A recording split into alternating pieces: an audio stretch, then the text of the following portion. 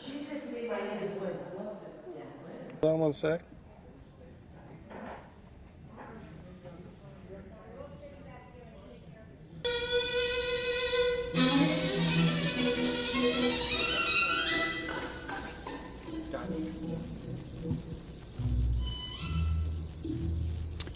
Welcome, everyone. I am here to tell you a story. It is a universal story. It is a story about Jacob, a poor dairy farmer, and his family living in Kalibalat, a small village in Russia at the turn of the century. God has blessed Jacob with Ester, his wife of 25 years, and 3 daughters, all of age to be married. For centuries, people of this village have relied upon their traditions to maintain the stability of their way of life. But as times change, that stability is threatened on a small scale by Jacob's daughters, as they wish to marry men not chosen in the traditional way by the matchmaker, and on a large scale by pogroms, as growing anti-Semitic sentiment threatens his village. How does he keep his balance? It isn't easy, but he keeps his balance by following his faith and tradition. And in this little village, there are very special people. For instance, Malka the matchmaker. Good day, Raizel. Good day, Malka. So, have you found a wife for my son? I found a perfect match for your son, a wonderful girl. Who is it? Raizel, the shoemaker's daughter. Rachel? She can hardly see. She's almost blind. Raizel, is your son so much to look at? The way he looks and the way she sees, it's a perfect match. Then there is Schlomo the beggar. Arms for the poor. Arms for the poor. Hello, Schlomo. Today I have for you 1 kopeck. 1 kopeck? Last week you gave me 2. Last week, very good week. This week, no good, bad. So you had a bad week? I should suffer?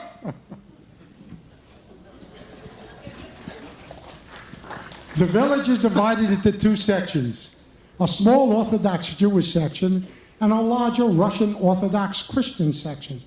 As Jacob always points out, we don't bother them and they don't bother us. It is as if they live in 2 different worlds, and yet they seem to get along. Among the traditions of the Jewish community, the local matchmaker arranges the match, and the father approves it. There is a tradition for everything. How to wear clothes. For example, men keep their heads covered. This shows their constant devotion to God. You might ask how this tradition got started. Well, I don't know, but it's a tradition. Because of their traditions, everyone knows who he is and what is expected of him.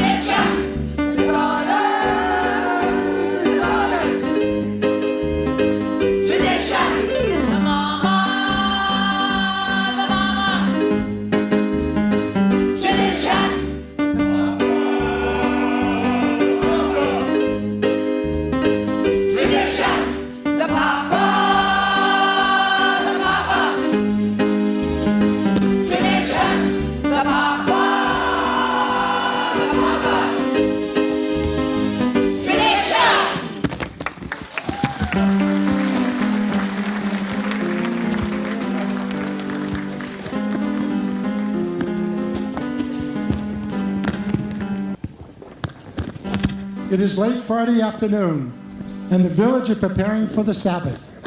Jacob is walking home from work because his horse is lame. While he's finishing up his work, Ester is preparing the house for the Sabbath. Malka, the matchmaker, is preparing a match for Sophie, the eldest daughter.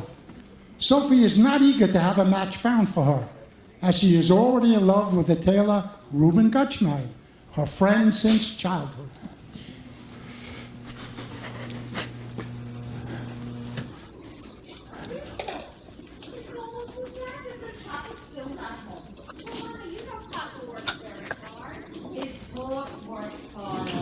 I know him longer than you. Shh.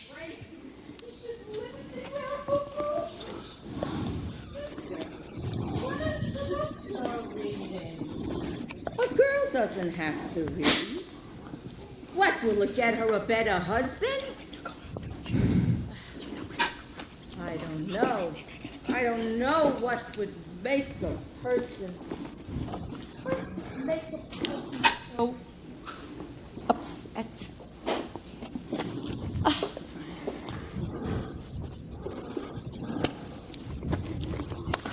Mama, Malka the matchmaker's coming. Maybe she has a match for Sophie. Your mouth in God's ears. Mama, the last one Malka found was old and bald, and he had no hair. A poor girl can't be fussy. You want hair? Marry a monkey. Now go take care of your chores. Esther, darling, I have such news for you. Once in a lifetime news. You'll see, I will find husbands for all of your daughters. Just don't be too picky. And remember, even the worst husband is better than no husband. Right? Of course, right. Excuse me, is Sophie home? She's outside, Rubin. What does the poor tailor Rubin want with your Sophie? They're friends. They play together since they're babies. They play, they talk, they play some more. They're just children. From such children come other children. They do. Now, as I was saying, it's about Mendel Fox, the butcher. He's a nice man. He's a rich man, but he's such a lonely man. He has his eye on your daughter, Sophie. My Sophie? No, the Czar's Sophie. Of course you're Sophie. Such a match. But my Jacob wants a learned man. He doesn't like Mendel. Esther, you just tell Jacob that Mendel wants to talk to him. Mendel will win him over. You'll see. And it gives me such great pleasure to make people happy. And you don't have to thank me, Esther. You really don't. I just wish you a good Sabbath, and you're welcome.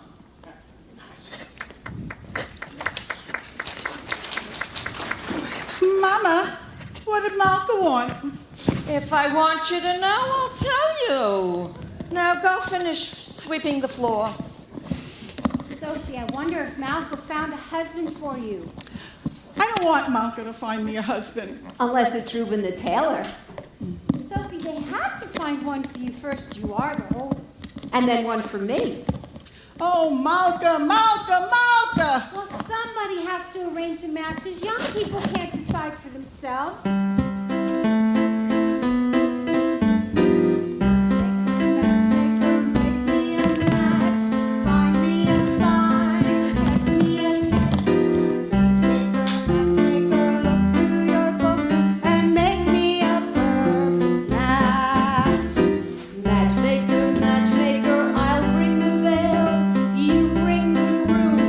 Slender and pale, bring me a ring, for I'm longing to be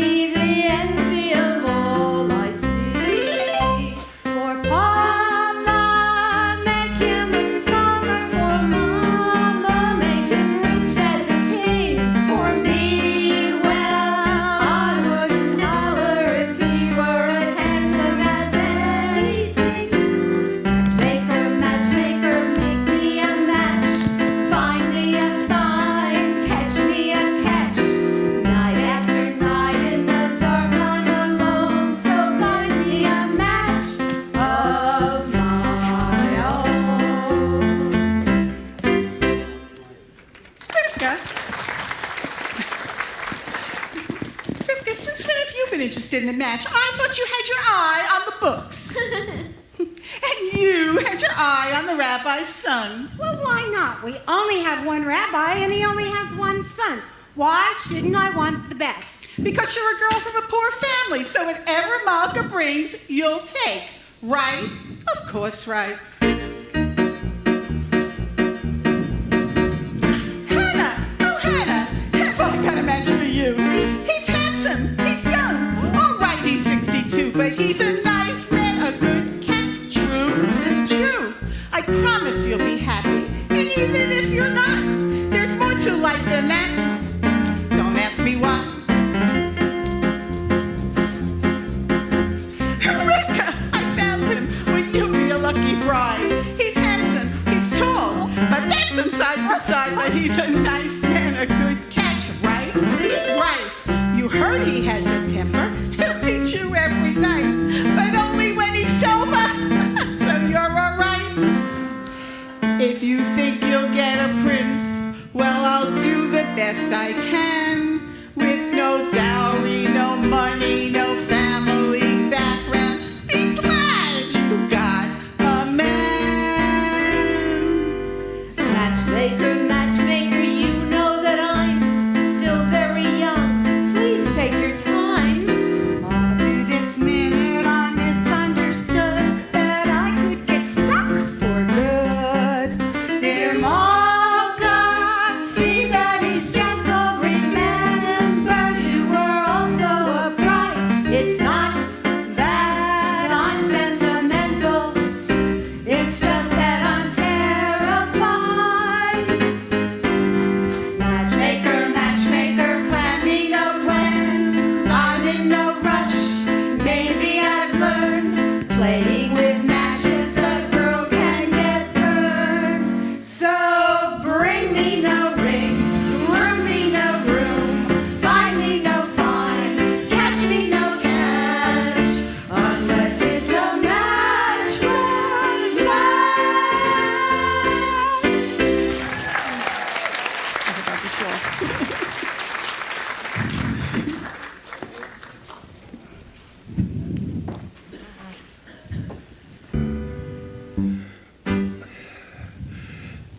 Dear God, does my horse have to lose a shoe just before the Sabbath? It's enough. You bless me with all daughters, a life of poverty. What do you got against my horse? I'm not really complaining. But with your help, I'm starving to death. I realize you made many, many poor people. It's no shame to be poor, but it's no great honor either. What would have been so terrible if I had a small fortune? If I were a rich man, all day long, I'd bitty, bitty mom.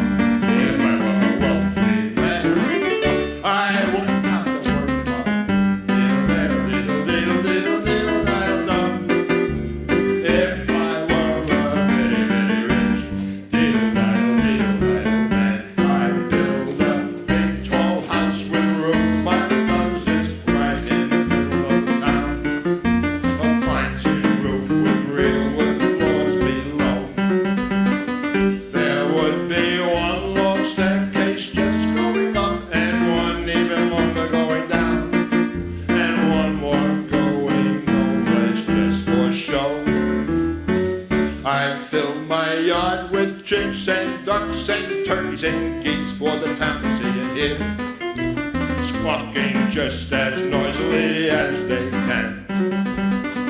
And each loud squawk and cluck and gobble and honk would land like a trumpet on the ear, as if to say, here lives a wealthy man.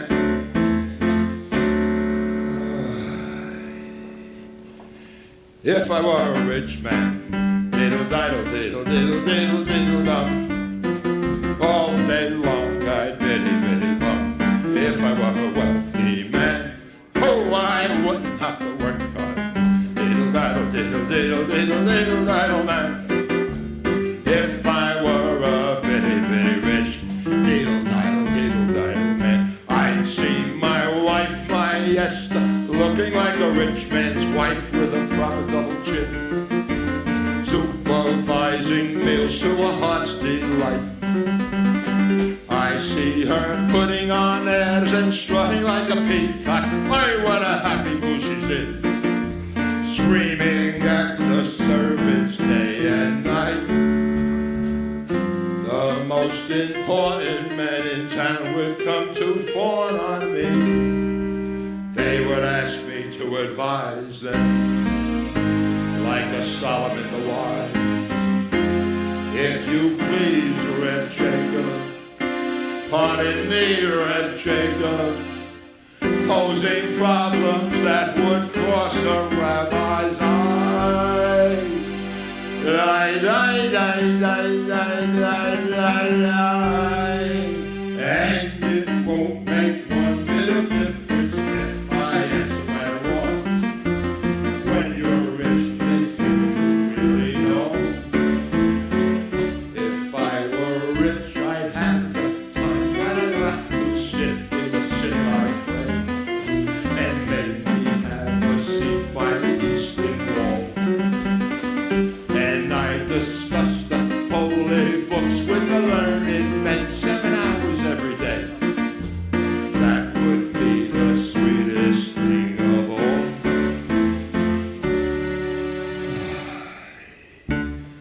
If I were a rich man, diddle diddle diddle diddle diddle diddle diddle dum, all day long I'd biddy biddy bum.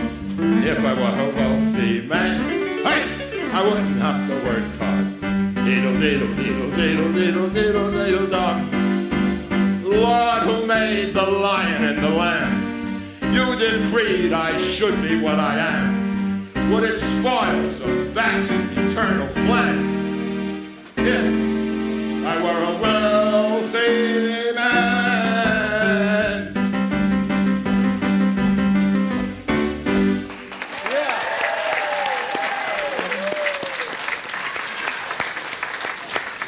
You really know what's happening, you know, Nava?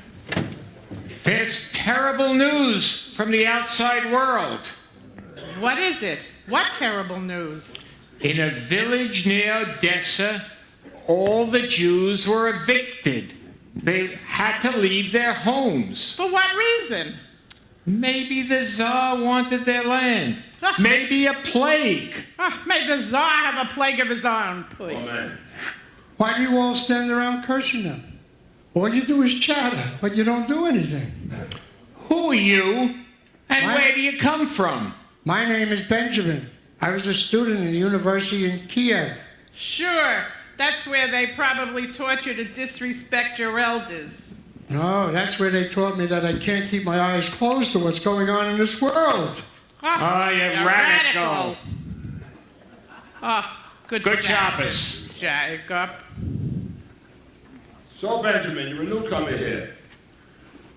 Here, have a piece of cheese. No, thank you. I have no money, and I'm not a beggar.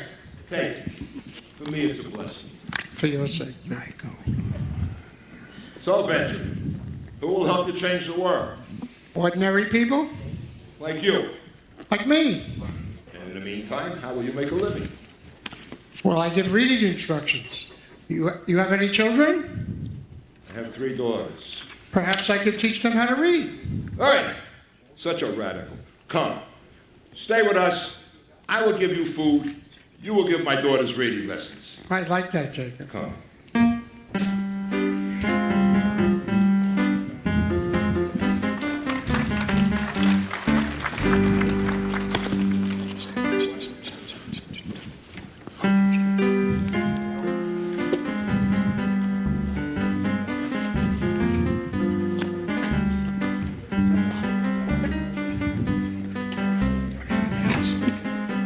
So Jacob brings Benjamin home for the Sabbath. Jacob takes a liking to Benjamin and introduces him to the family. It seems that Hannah also takes a liking to Benjamin. Esther dismisses Benjamin as a radical and is eager to tell Jacob to visit Mendel Fox. Rubin also joins the family for dinner. Sophie has been pressuring Rubin to ask her father for a hand in marriage. Rubin is fearful. He tells Sophie, "If your father says no, that's it. It's final. He'll yell at me." Sophie begs him, and Rubin agrees to talk to Jacob. Esther tells Jacob that Mendel Fox wants to see him. Jacob asks, "What does Mendel want with me? Maybe he wants to buy my milk cow." Esther convinces Jacob to meet Mendel after the Sabbath at the local inn.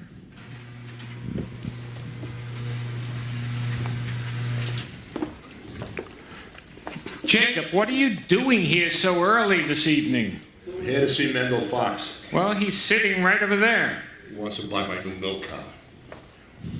Good evening, Jacob. Good evening. Come, sit down, have a drink. I won't insult you by saying no.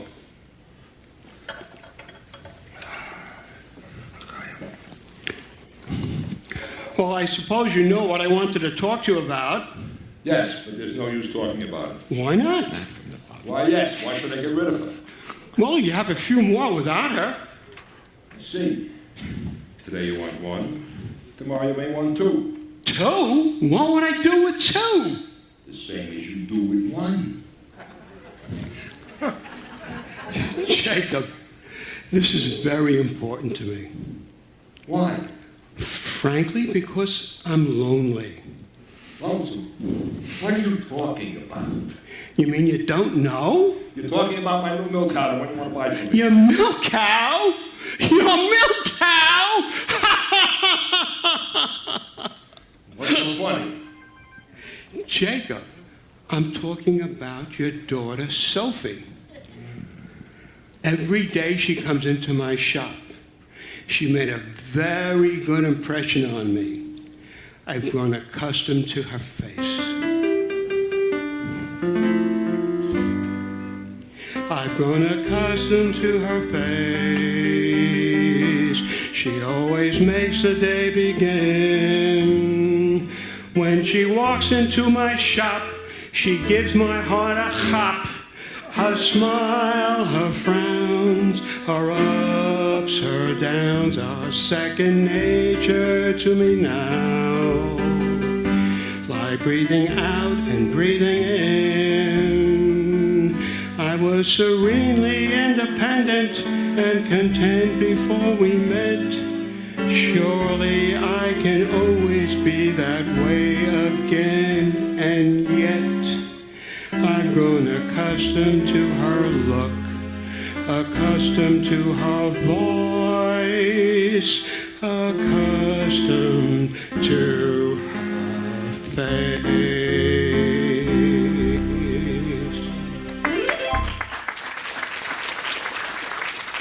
Jacob, you know, I'm very well off. I have a house, I have a shop, I have a servant. I can assure you that Sophie will be well taken care of. What do you say we shake hands on it and call it a match? What do you think?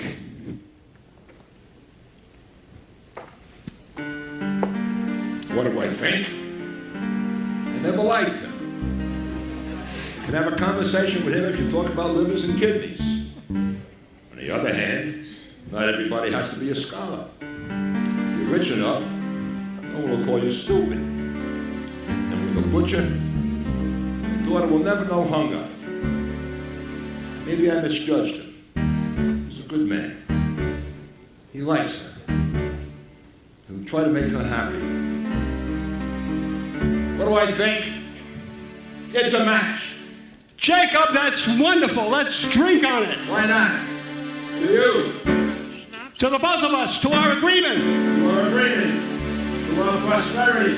To good health and happiness. And most important, to life. Life. L'chaim.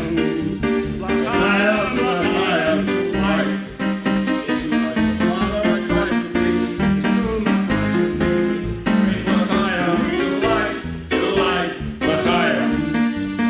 L'chaim. L'chaim. To life. Every hour. Sing and sing us. Bring L'chaim to life. God was like a super falling with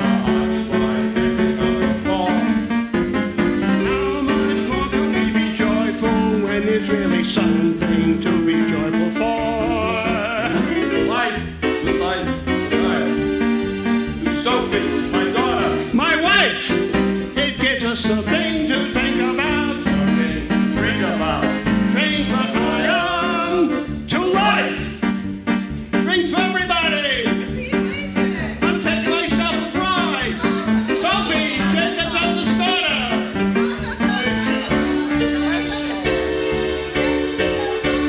Jacob.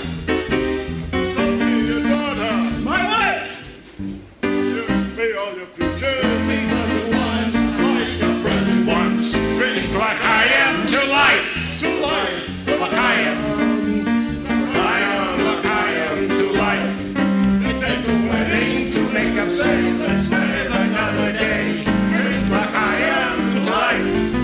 raise a Glass and sing a little shout in honor of the life we have come to you. Then it stands to reason. We deserve it too. Us and all good fortune. Be happy, be healthy, long life. And if that fortune never comes, here's to whatever comes. Drink L'chaim to life. To life.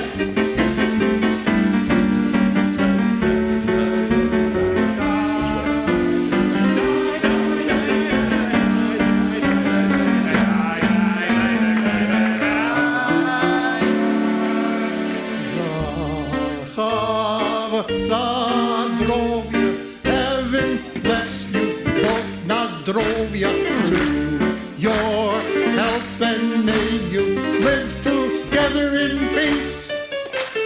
Zachav, Zadrovia, heaven bless you, both Nazdrovia, to your health and may you live together in peace. Zahava, Zadrovia, heaven bless you both, Zadrovia, to your health and may we live together in peace.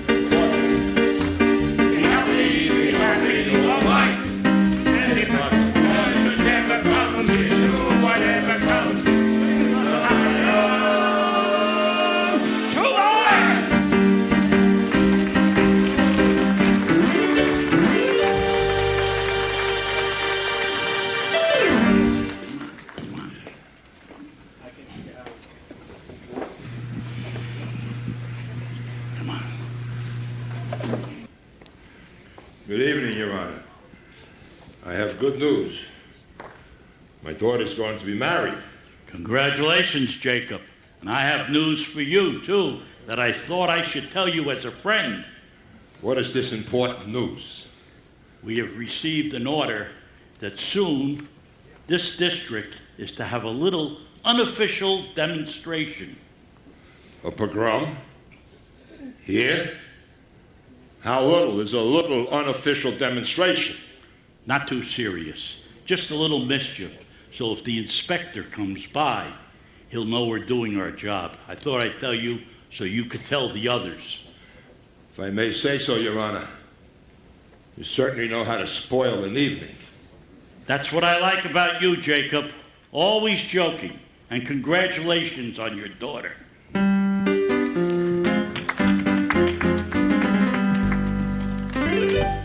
The next morning, while Jacob is sleeping late, Hannah and Benjamin seem to be getting to know each other a little better. Sophie has convinced Rubin to speak with Jacob. Esther is thinking happily about a wedding. Jacob will be faced with choosing between his own daughter's happiness and those beloved traditions that keep the outside world at bay. That was a very interesting lesson, Benjamin, but I don't think I agree with your views of changing the world. Certainly. Any new idea would be strange to you. Remember, the Lord said, "Let there be light." But he wasn't talking to you personally. No, not me. Many people, Jews, Gentiles, many people are not happy with what's going on in this world. We have old customs here. A boy acts respectfully to a girl. Of course, that's too traditional for an advanced thinker like you. Our traditions. Nothing must change. We like our ways. Our ways are changing all over but here, in the city. Boys and girls are being affectionate to each other without permission from a matchmaker. They're holding hands together. They dance together. New dances like this. You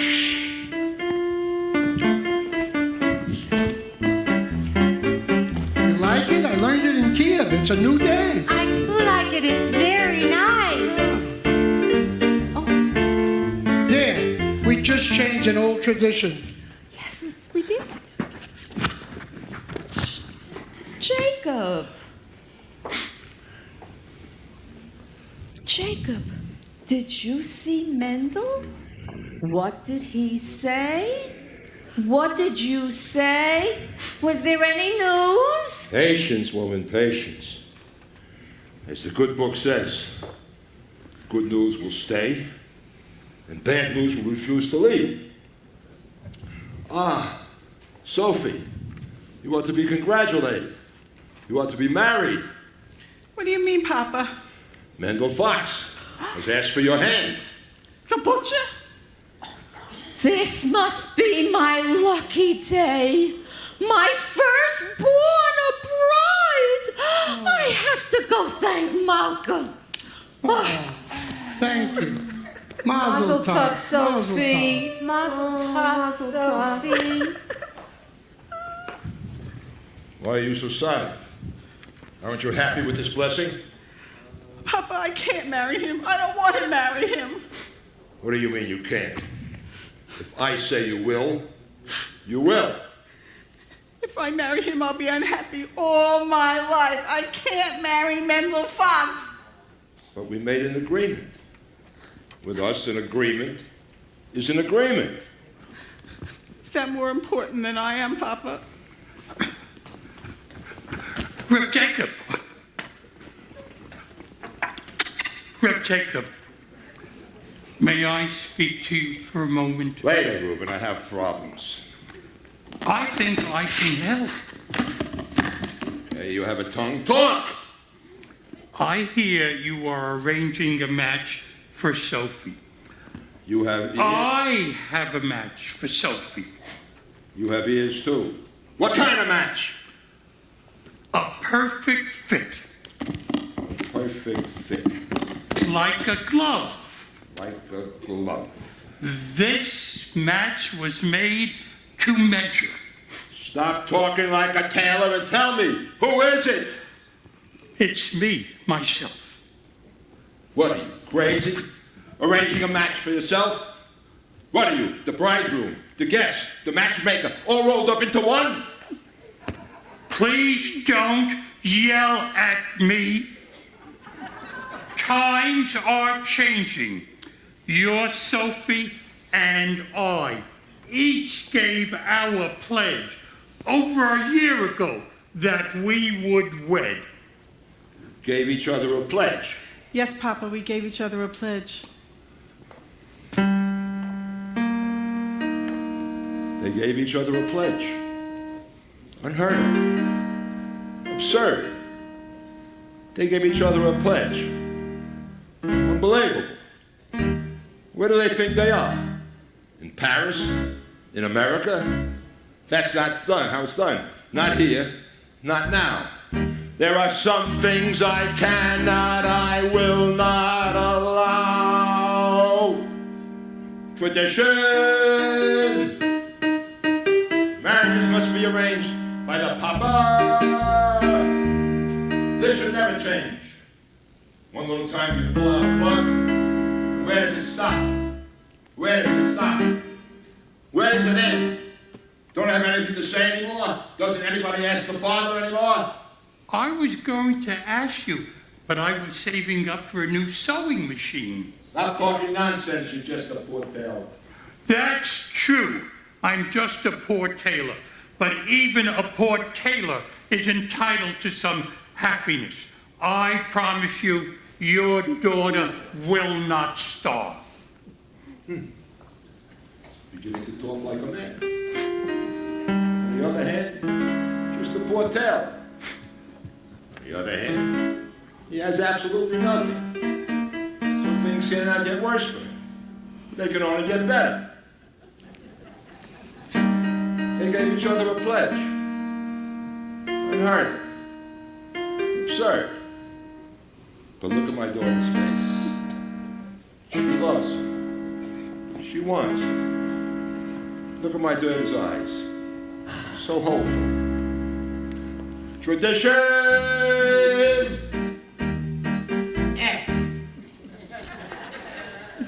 All right, children. When shall we make the wedding? Thank you, Papa. Thank you, Papa. Thank you, Papa. Thank you, Papa. Thank you, Papa. Thank you, Papa. You won't be sorry. Thank you. I won't be sorry. I'm sorry already.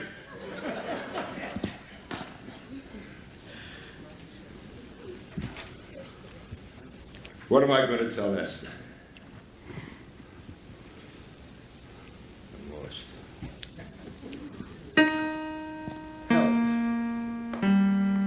Help! Help! Help! Please, help! Help!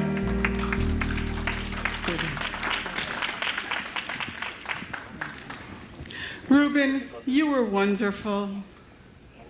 It was a miracle. Wonder of wonders, miracle of miracle. God took a Daniel once again, stood by his side, and miracle of miracle, walked him through the lion's den. Wonder of wonders, miracle of miracle. I was afraid that God would frown. But like he did so long ago in Jericho, God just made the wall fall down. When Moses softened Pharaoh's heart, that was a miracle.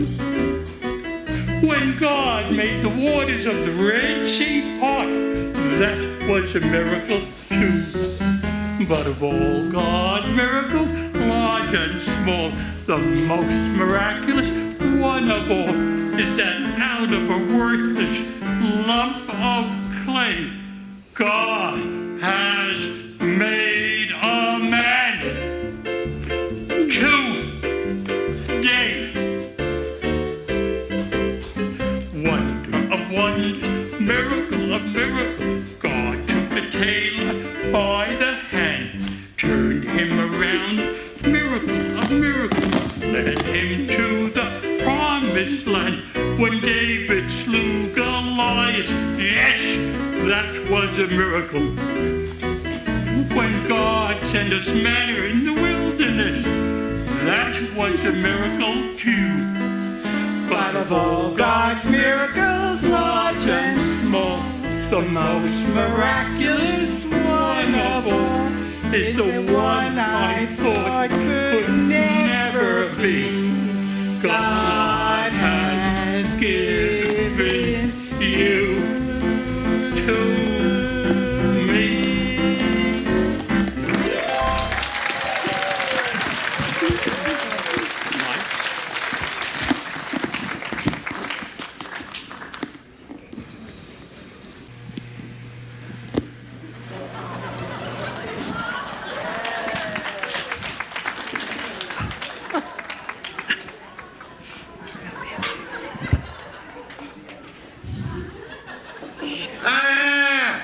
Help! Rubin! Sophie!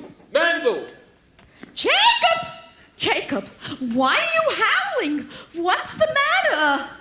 From Atova, Mendel's first wife. She was standing here a minute ago.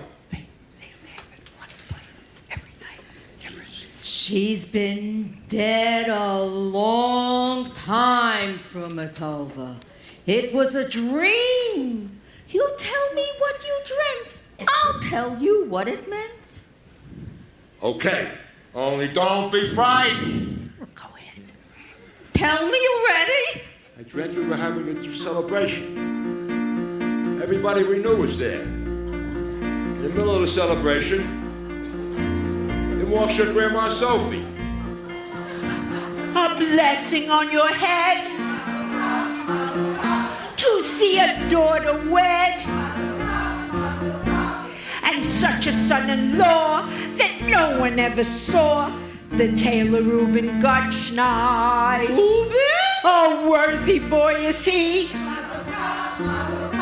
A pious family. They named him after my dear Uncle Mordecai, the tailor Rubin Gottschneid. The tailor? She must have heard wrong. We meant the butcher. You must have heard wrong, Grandma. There's no tailor. You mean the butcher, Grandma, by the name of Mendel Fox. No, I mean the tailor, Jacob, my great-grandchild, your little Sophie, who you named for me. Rubin's bride was meant to be. For such a match I prayed. In heaven it was made. A fine, upstanding boy, a comfort and a joy, the tailor Rubin Gottschneid. But we announced it already. We made a bargain with the butcher. But we announced it, Grandma, to our neighbors. We made a bargain, Grandma, with the butcher Mendel Fox. So you announced it, Jacob, that's your headache. And as for Mendel Fox, I say to you, Jacob, that's your headache too.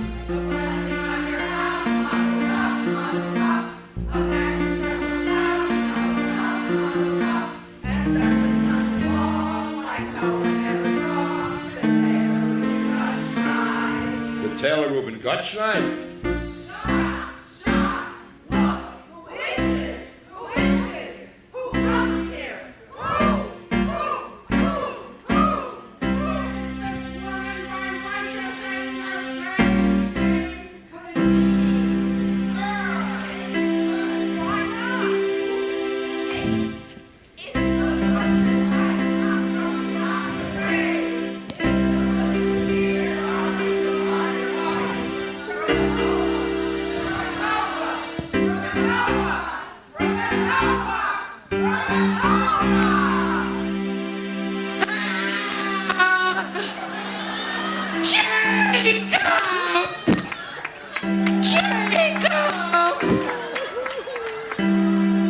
What is this about your daughter marrying my husband?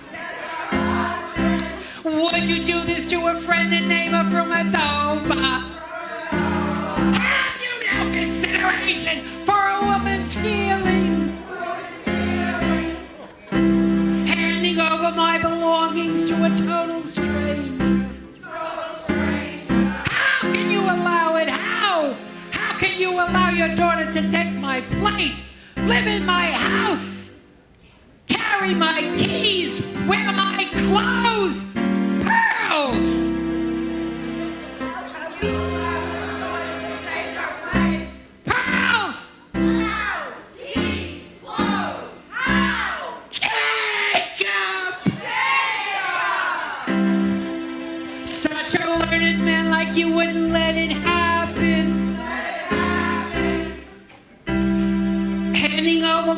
belongings to a perfect stranger. Tell me that it isn't true and then I wouldn't worry. Say you didn't give your blessings to your daughter's marriage. Let me tell you what would follow such a fatal wedding. If Sophie marries Mendel Fox, I pity them both. I'll give her 3 weeks, and when the 3 weeks are up, I'll come to her by night. I'll take her by the throat. This'll give you Sophie, this'll give you Sophie, that'll give you Sophie.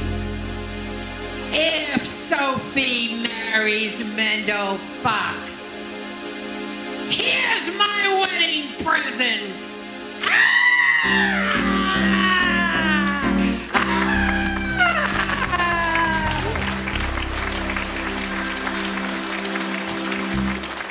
Such an evil spirit was such a horrible dream. And to think it was all brought about because of that butcher. If my grandma Sophie, she should rest in peace, took the trouble to come all the way from the other world to tell us about the tailor, well then, all I could say is it must be for the best. Amen. Amen. A blessing on my head, mazel tov, mazel tov. My grandma Sophie said, mazel tov, mazel tov. And such a son-in-law, like no one ever saw. The tailor Rubin got schneid. We haven't got the man. Mazel tov, mazel tov. We had when we began. Mazel tov, mazel tov. But since your grandma came, you marry, what's his name? The tailor Rubin got schneid. The tailor Rubin got schneid. The tailor Rubin got schneid. The tailor Rubin got schneid.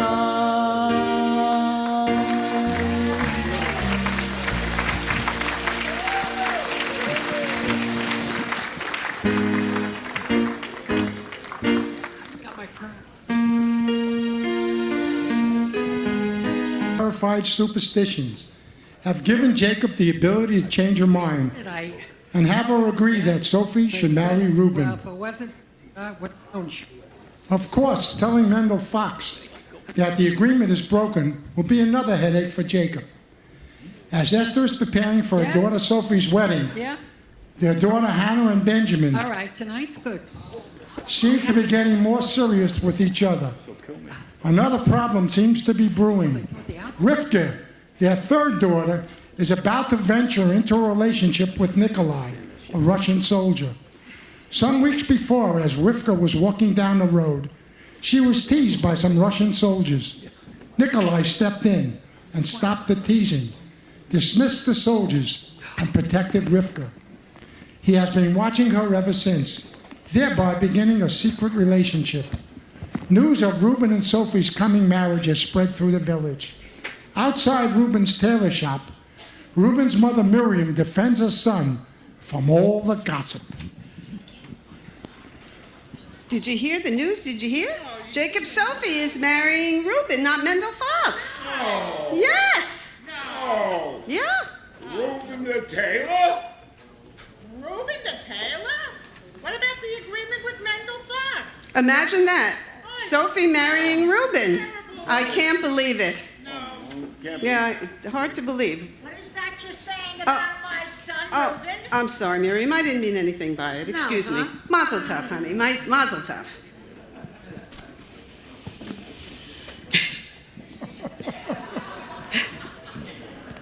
Good afternoon, Mama. Hello, sweetheart. How are you, darling? I'm well. I am so happy for you. You have no idea. Me too.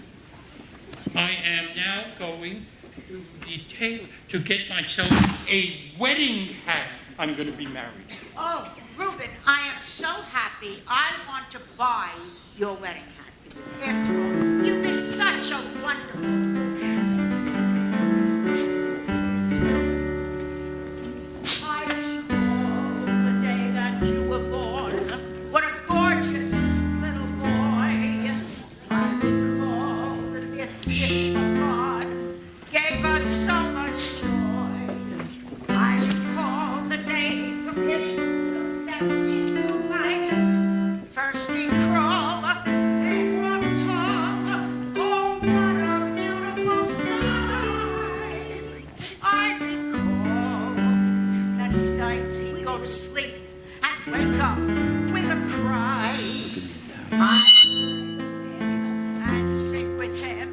a sweet, soft lullaby. I recall the very first time he said, Mommy, I love you. I wish I could slow down and spend more time with you.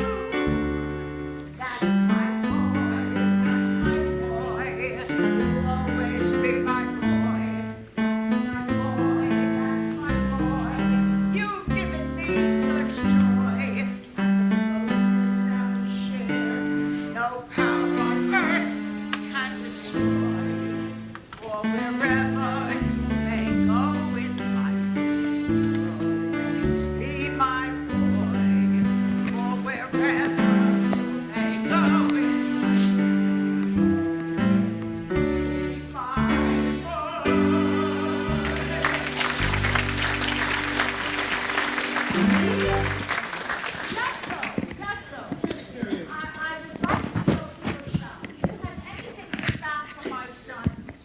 Certainly. I just sold Mendel bucks a hat.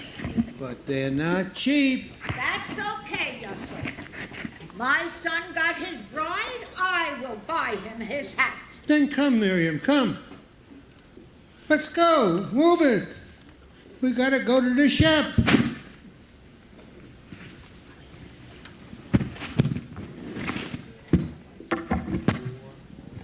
Good afternoon, Rifka. Where are you going? Oh, I must hurry home to prepare for Sophie's wedding. Well, I guess I should say mazel tov. Well, thank you. Is there anything else you want? Well, yes. I've often noticed you at the bookstore. Not many girls can read. I like when girls read. Would you like to borrow this book? It's really very good. No, thank you. Why? Because I'm not Jewish? I didn't think you were like that. What do you know about me? I'd like to know more. But first, let me tell you about myself. I'm a pleasant fellow. Charming, honest, adorable, very bright, and quite modest. Well, I don't think we should be speaking like this, Nikolai. Why? Take this book. It's written by a Jewish author. Well, that doesn't matter. Quite right. After you finish it, we can talk about it for a while. We can talk about life. We can talk about how we feel about things. And it can all turn out quite pleasant.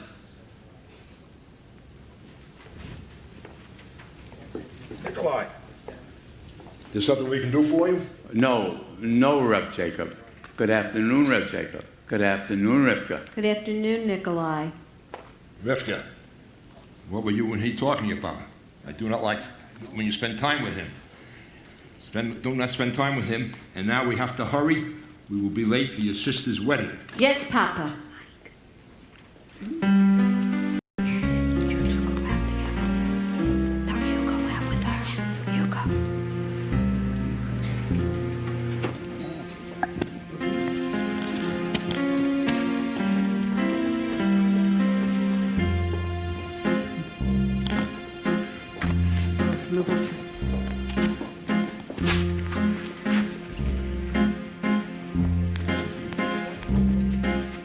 Is this the little girl I carried?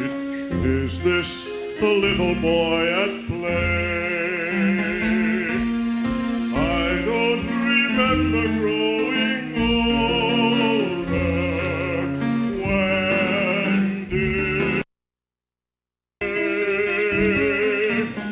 When did she get to be a beauty? When did he grow to be so tall? I don't remember when there was fall.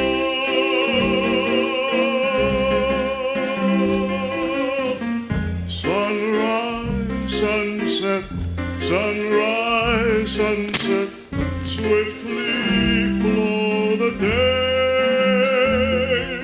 Seedlings turn overnight to sunflowers, blossoming even as we gaze.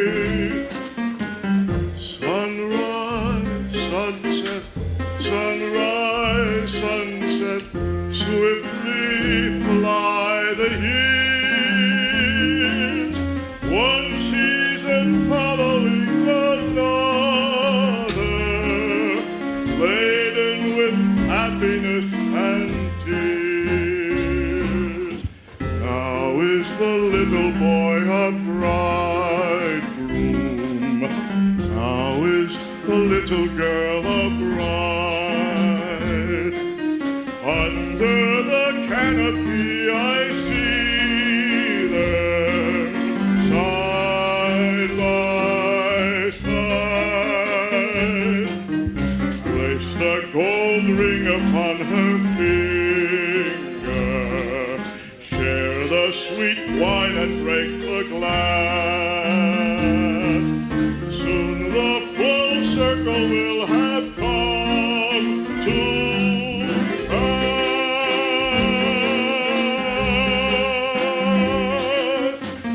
Sunrise, sunset, sunrise, sunset, swiftly flow the days. Seedlings turn overnight to sunflowers, blossoming even as we gaze. Sunrise, sunset, sunrise, sunset, swiftly fly the years. One season following another, laden with happiness and tears.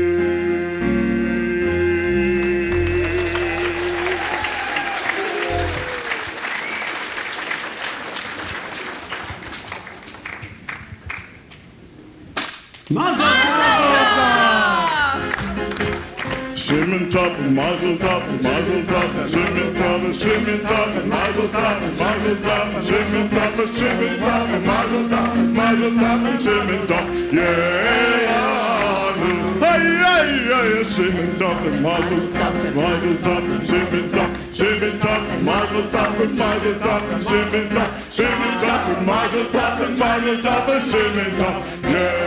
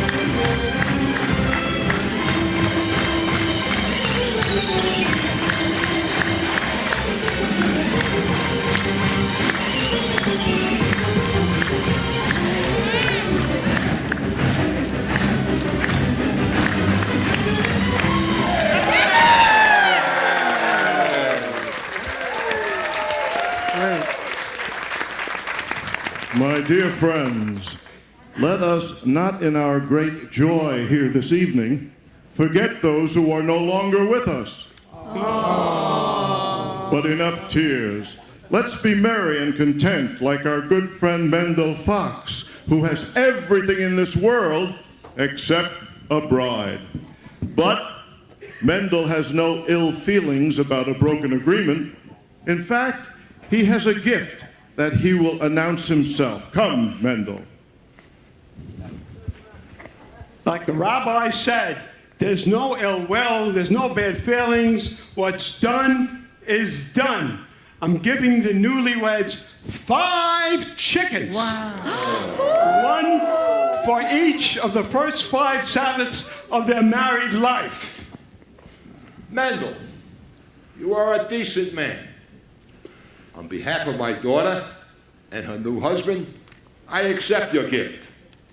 There's a famous saying. Jacob, I'm not marrying your daughter, and I don't have to listen to your sayings. Not now, Mendel. This is a wedding. I have a right to talk. What right? It's not your wedding. It should be. Mendel, don't shame Jacob at his daughter's wedding. He shamed me in front of the whole village. I say we all sit down. Listen to the wise words of the rabbi. Mendel, you can keep your diseased chickens. You leave my chickens out of this. What's all the yelling and screaming about? It's all nonsense. Sophie wanted to marry Rubin, not Mendel. You mean that a young girl could make her own decisions? Yes, why not? They love each other. Love?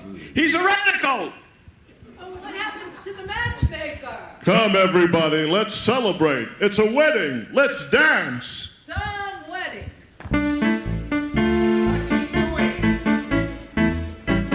Benjamin! Stop him! Who will dance with me? That's a sin! It's not a sin to dance at a wedding. That's what happens when you bring a wild man into your house. Not a wild man. Ideas are a little different. It's not a sin. Ask the rabbi. Oh, Rabbi? Dancing? It's not exactly forbidden, but, Hey, you see, it's not forbidden. So now who will dance with me? Hannah! She's dancing with a man! I can see she's dancing with a man. I'm going to dance with my wife. Esther! Esther! Esther! I gotta take it down.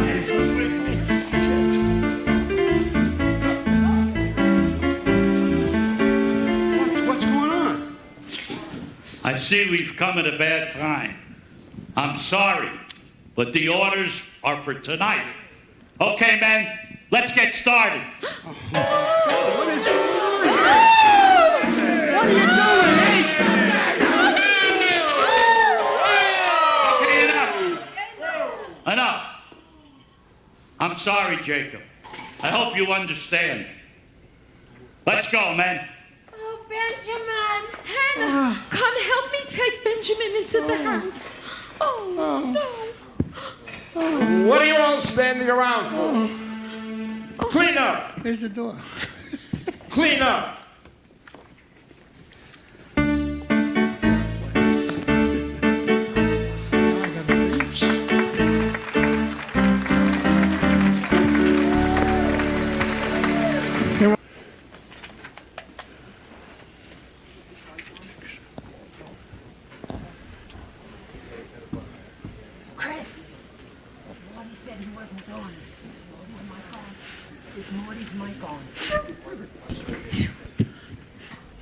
Hello, there we go.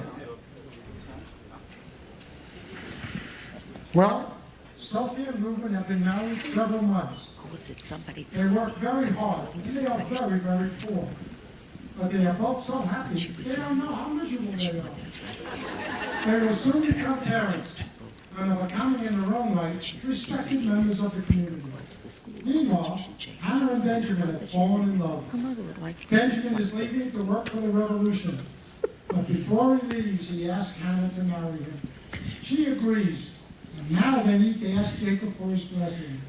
Once again, Jacob must choose between his own daughter's happiness and those beloved traditions that he holds so dear. Don't be upset, Hannah. Why should I be upset? If you must leave, you must. Many people in this world are unhappy. They don't like the things that are happening. Jews, Gentiles. So I have to leave Kiev today.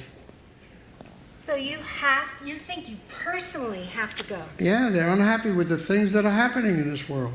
Then you must go. Goodbye, Benjamin. But before I go, there's a certain question I'd like to discuss with you. Yes, what is it? It's the question of marriage. Are you asking me to marry you? Yes, I am.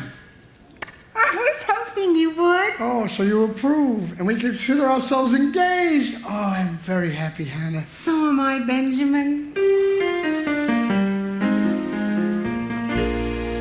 I used to tell myself that I had everything, but now I have a little bit more. I had a name in life, and that was everything, but now I even have you. I have something that I would die for, someone that I could live for too. Yes, now I have everything, not only everything, I have a little bit more. Besides having everything, I know what everything's for. I used to wonder, could there be a wife to help share such a wondering, difficult time of life? Out of sight, waiting right here. Who knows tomorrow where our home will be? I'll be with you, and that's home enough for me. Right at hand, simple and clear. I have something that I would die for, someone that I could live for too. Yes, now I have everything, not only everything, I have a little bit more.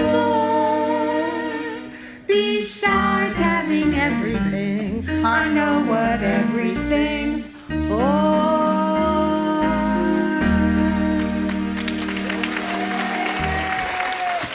When will we be married?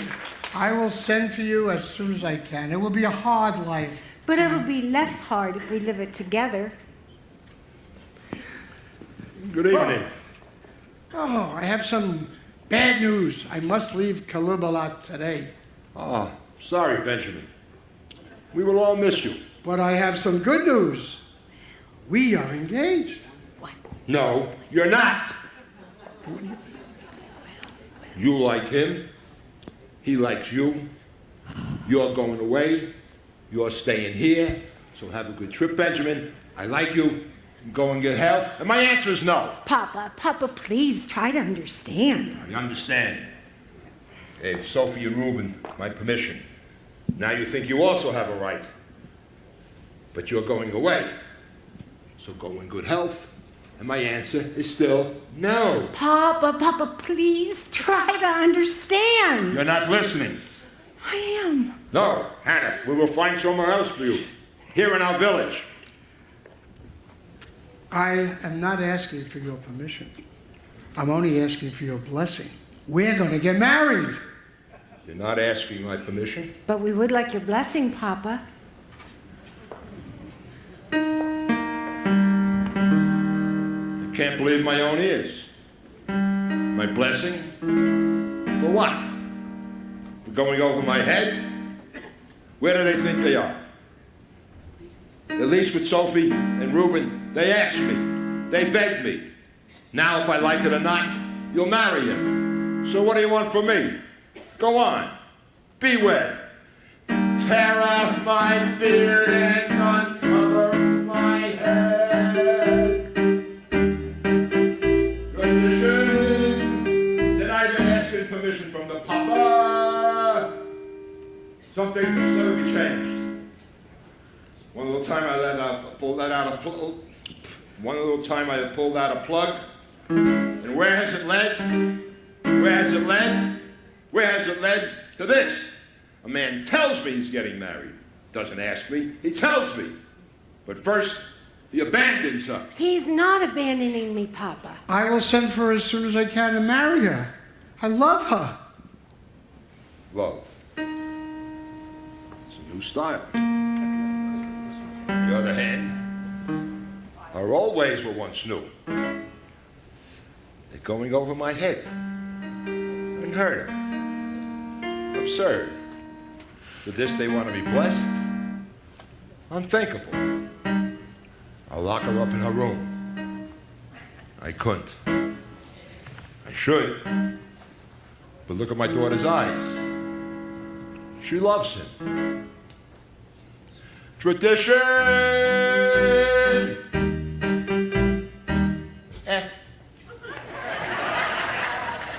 All right, children.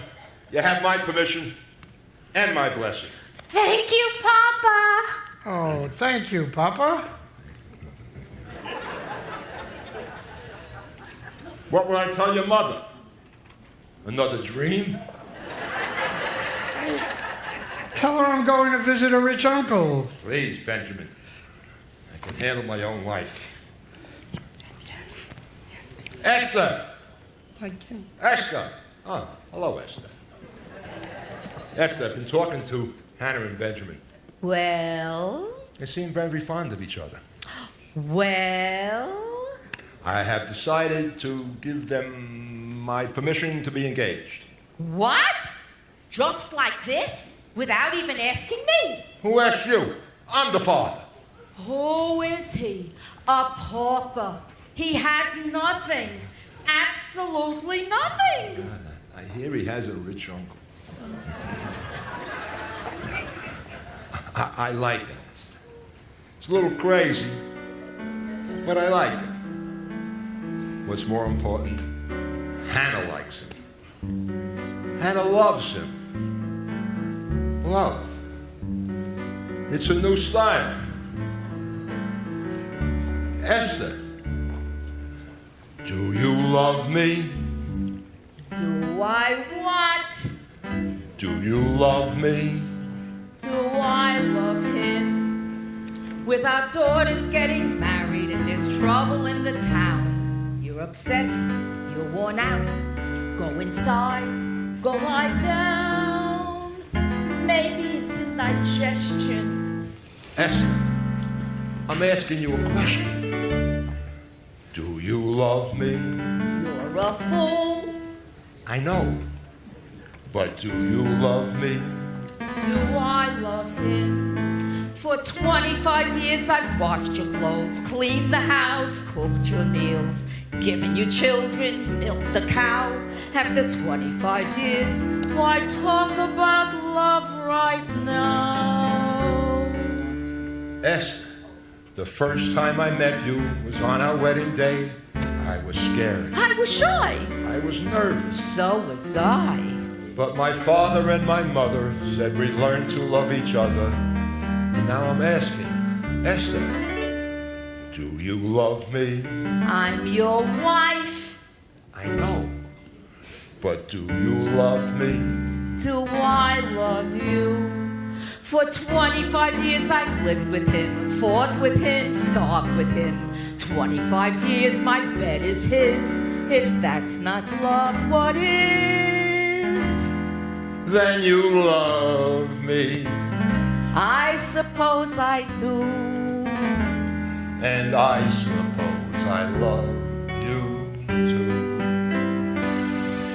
It doesn't change a thing, but even so, after 25 years, it's nice to know.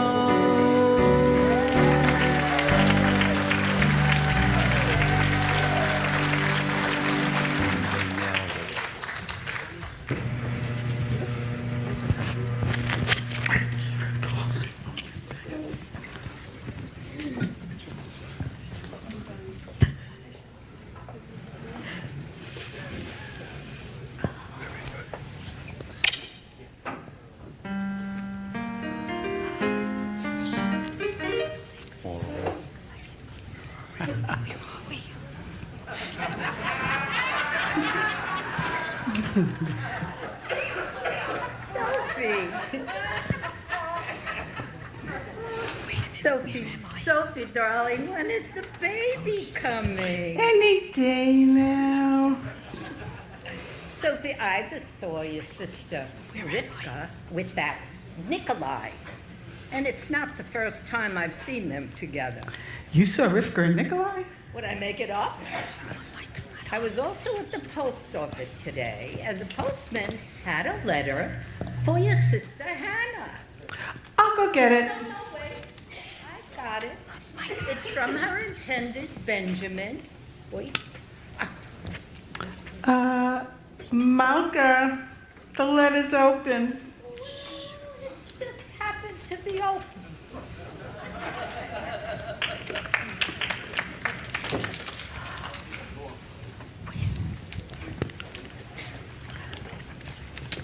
Several weeks had passed, and Sophie and Rubin had become parents. Esther and Jacob have grown to love and respect Rubin. He has become the son they never had. Hannah has received a letter from Benjamin. He tells her that he's been arrested during a demonstration in Kiev. He is being exiled to Siberia. Hannah decides to join him there. Jacob and Esther are heartbroken. Jacob escorts his daughter to the train station. Papa, you don't have to wait with me. I want to. Is he in trouble? This hero of yours? Papa, he was arrested and sent to Siberia. Siberia? Then they asked you to leave your mother and father and join him there? He didn't ask me. I want to go. I don't want him to be alone. Hannah. Oh, Papa. How can I hope to make you understand why I do what I do? Why I must travel to a distant land, far from the home I love. Once I was happily content to be as I was, where I was, close to the people who are close to me, here in the home I love.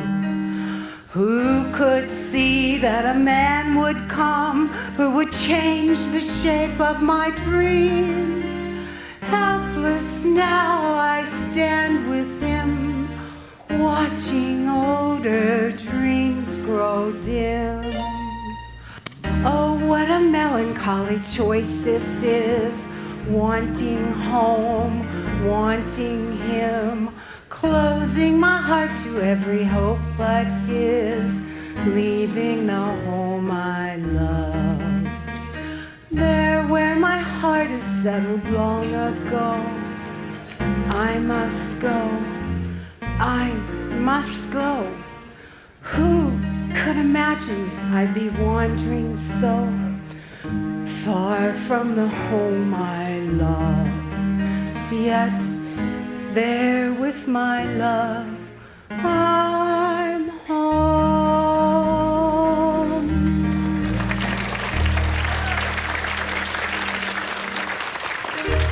And who will be there to perform a marriage? Papa, I promise we will be married under a canopy. Give him my regards, this Moses of yours. Tell him I rely on his honor to treat my daughter well.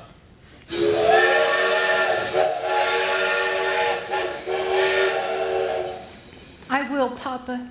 Papa, God alone knows when we'll see each other again. Then we will leave it in his hands.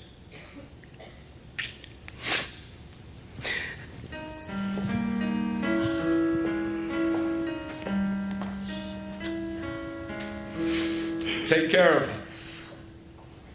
See that your dress is warm.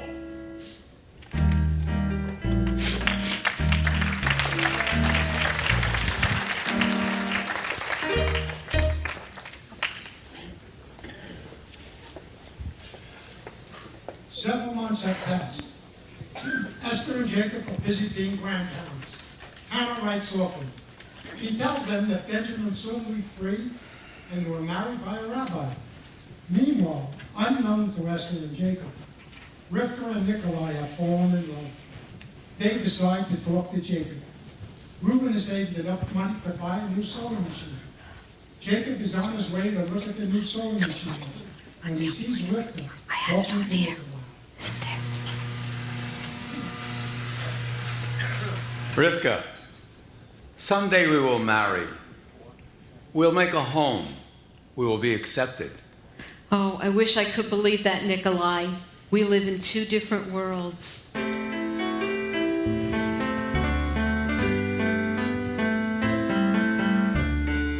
Nothing matters if I am yours and you are mine.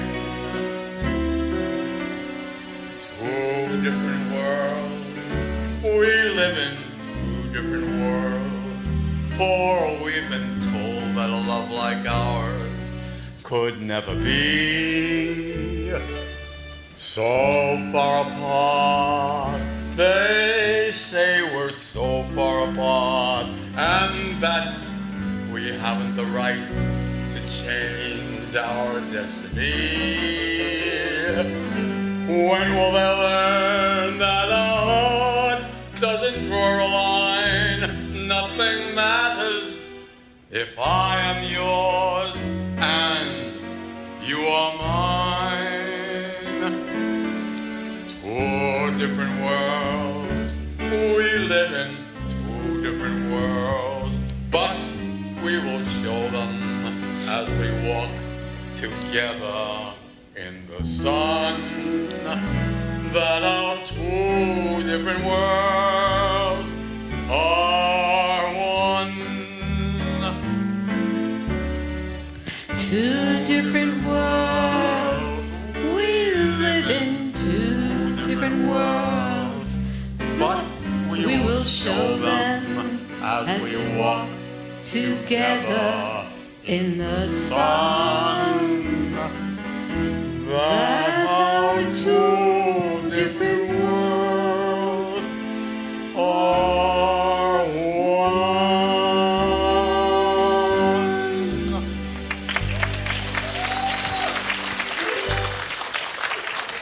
Rifka, let me talk to your father. No, that would be the worst thing. I'm sure of it. Let me try. No, I'll speak to him. I promise. Good afternoon, Reb Jacob. Good afternoon. Good afternoon, Rifka. Rifka, what were you and he talking about? Nothing, Papa. You know, Nikolai and I have known each other a long time, and... I know. But I would much prefer that you remain friends from a distance. You must never forget who you are and who that man is. Well, that man has a name, Papa. Of course. Just that he is different. Well, the world is changing, Papa. No. Some things never change. Some things will never change for us. Well, we don't feel that way, Papa. We? Nikolai and I. We want to be married. Married? Are you out of your mind? Do you know what marrying out of the faith means? But, Papa... Never. No, Rifka. Never mention his name again. Never speak about him again. Never talk to him again. Do you understand me? Yes, Papa, I understand you.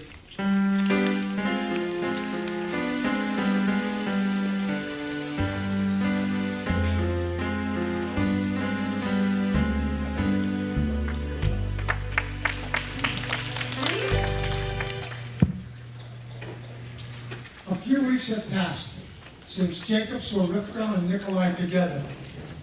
He believes that Rifka is no longer seeing Nikolai. Hannah writes that soon Benjamin will be free and they will return home. As Jacob is walking down the road, delivering milk and cheese, Esther is running towards him. Jacob! Jacob! What? Jacob! What? It's Rifka. It's Rifka. She left early this morning with Nikolai. What? I looked all over.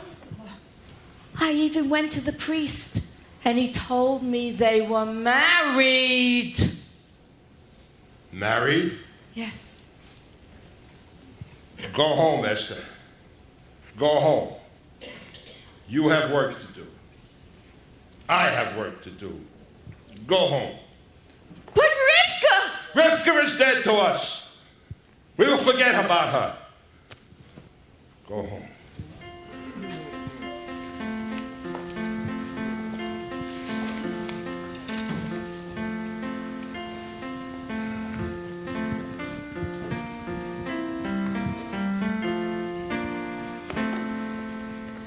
Little girl, little Rifka, I don't understand what's happening today. Everything is all a blur. All I can see is a happy child, the sweet little girl you was. Rifka, Rifka, little girl, little Rifka. You were always such a pretty little thing, everybody's favorite child. Warm and gentle and affectionate, what a sweet little girl you were. Rifka, Rifka, Rifka, Rifka, Rifka, Rifka, Papa, I've been looking for you. Papa, I beg you to accept us. Papa, please understand. Papa, I beg you. Accept them? How can I accept them? How can I turn my back on everything I believe in? On the other hand, how can I deny my own daughter? On the other hand, how can I deny my faith, my people? On the other hand, if I try to bend that far, I will break. No, Rifka. No, no, no, no, no, no, no, no, no, no, no, no, no, no. Papa! No, Papa, please! Papa!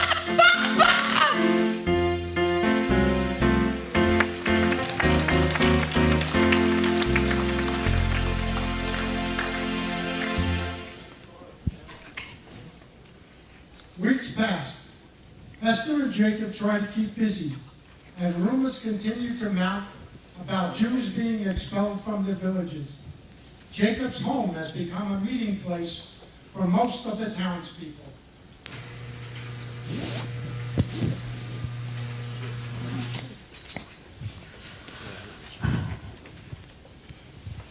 Esther, is Jacob home? He's outside. Is something the matter? Is something wrong? We need to speak to Jacob. Wait, what are you all standing around like a bunch of goats? Jacob, have you seen the constable today? No. Why? Jacob, there were rumors all over town. We thought maybe because you knew the constable, he told you which are true and which are not true. Rumors?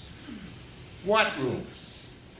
That an edict has been issued that... Good afternoon, Your Honor. What's the good royal news in the world today? What I have to say to you, Jacob, how much time do you need to sell your home and all your household goods? Oh, my God. Oh, gosh. Sell my house? Why should I sell my house? Is it in somebody's way?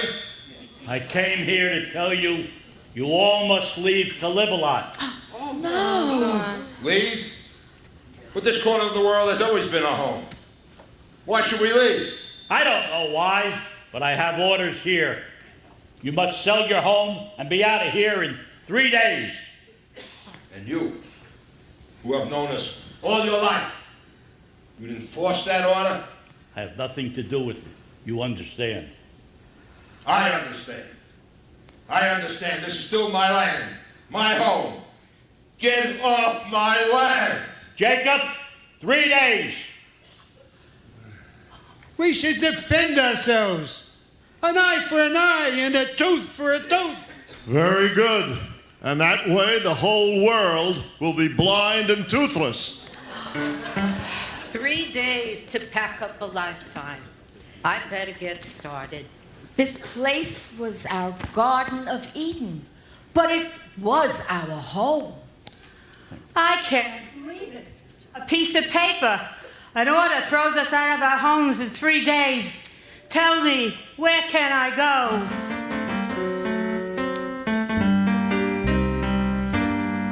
Tell me, where can I go?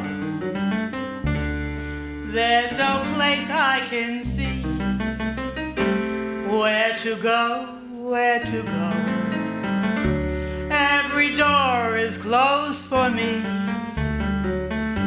To the left, to the right. It's the same in every land. There is nowhere to go, and it's me who should know. Won't you please understand? Now I know where to go, where my folks proudly stand. Let me go, to that precious promised land. No more left, no more right. Lift your head and see the light. There is nowhere to go, and it's me who should know. Won't you please understand? I am proud, can't you see? For at last I am free. No more wandering for thee. I am proud, can't you see? For at last I am free. No more wandering for me.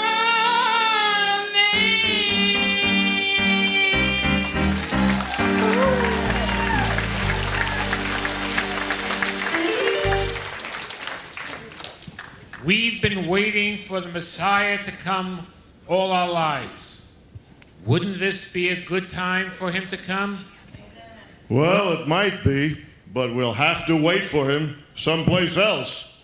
Meanwhile, let's start packing.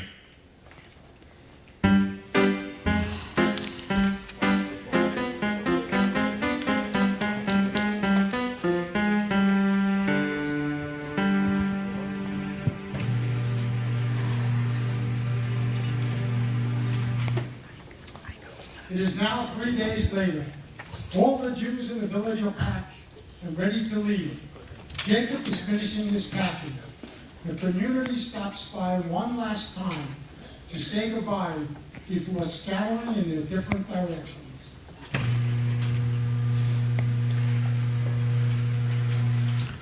Mama, where will we live in America?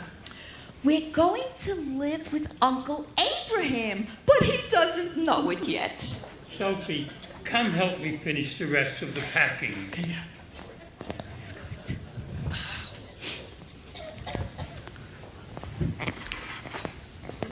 Ester, darling, I have such news for you. Yeah. Remember we were talking yesterday and I told you I didn't know what to do with this body? I didn't know where to go. Well, now I know. You want to hear? I'll tell you. All my life I've dreamed of going to one place, and now I'll walk, I'll crawl, I'll run, but I'll get there. Guess where? You'll never guess. You know, every year we say, next year in Jerusalem, I am going to Israel, the land of milk and honey. That is the land of milk and honey. That is the land of sun and song. And that is the world of good and plenty, humble and proud, and young and strong. That is the place where the hopes of the homeless, the dreams of the lost combine. That is the place that heaven blessed, that lovely land is mine. That is the place of sun and song, and that is the world of good and plenty, humble and proud and young and strong. That is the place where the hopes of the homeless and the dreams of the lost combine. That is the place that heaven bless, that lovely land is mine. That lovely land is mine.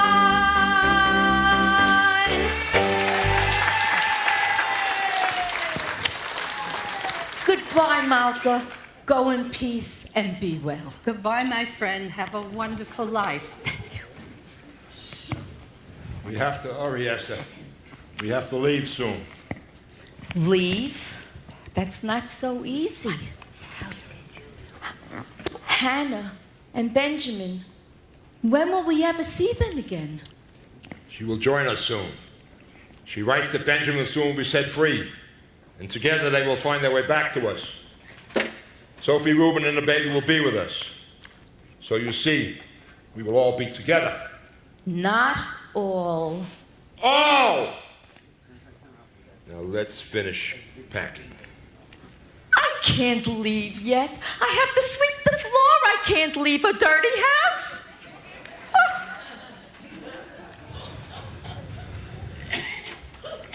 Well, Jacob, I'm on my way. Where are you going? I'm going to Chicago, America. That's nice. Yes, nice. My dear departed wife from Matova has a brother there. That's nice. I hate him. But a relative is a relative. Take care, Jacob. Go in peace.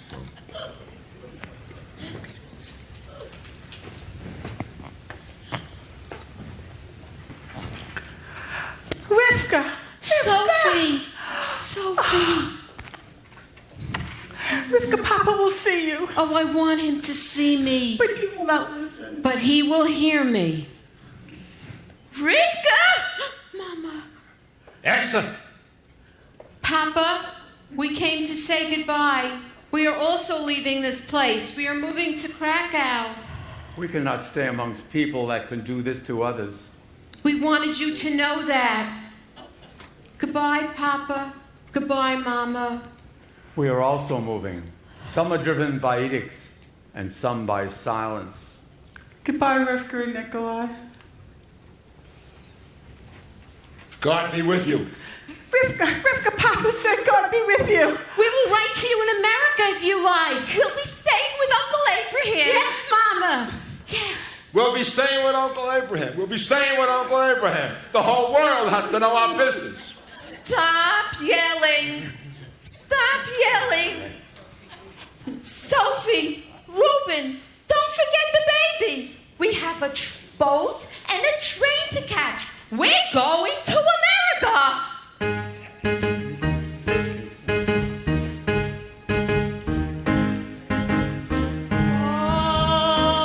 We've been traveling far without a home, not without a star.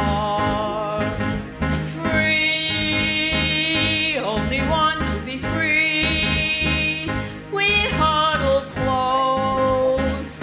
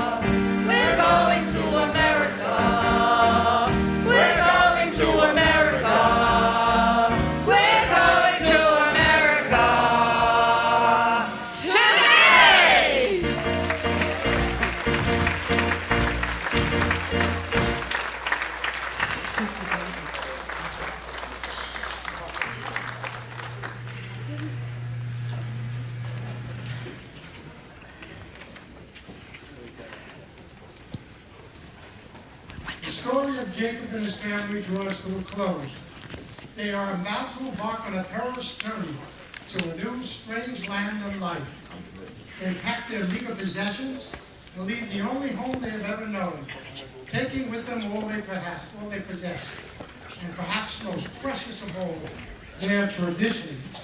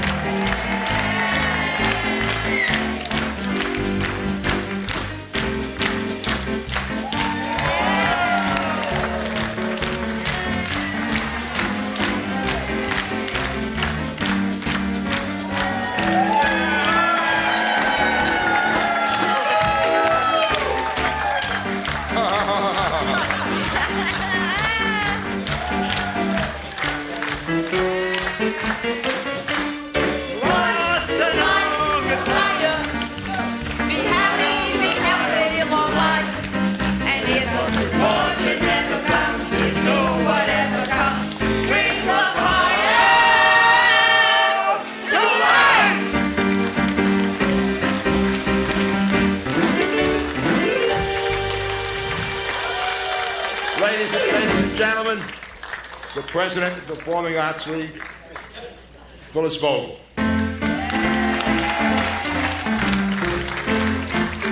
Good evening. First, I would like to introduce a group of people with whom we could never put on our performance tonight. They're our backstage helpers and wonderful, wonderful people. Please come and join us.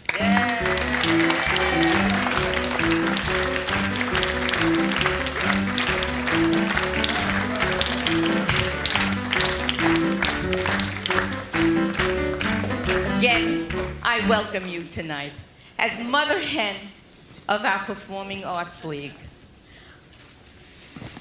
I have to tell you that we all make a commitment to take an active part in our Performing Arts League.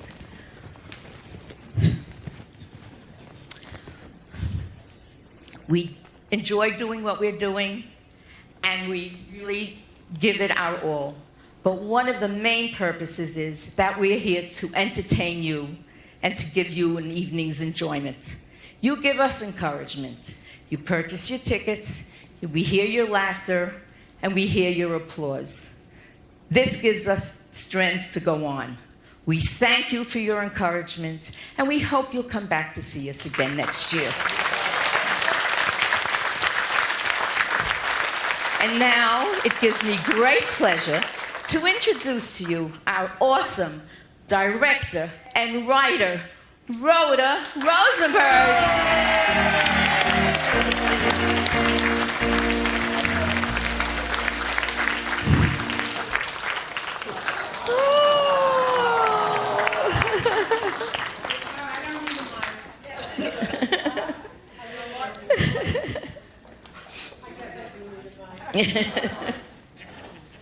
Thank you very much. I heard your laughter. I heard your response.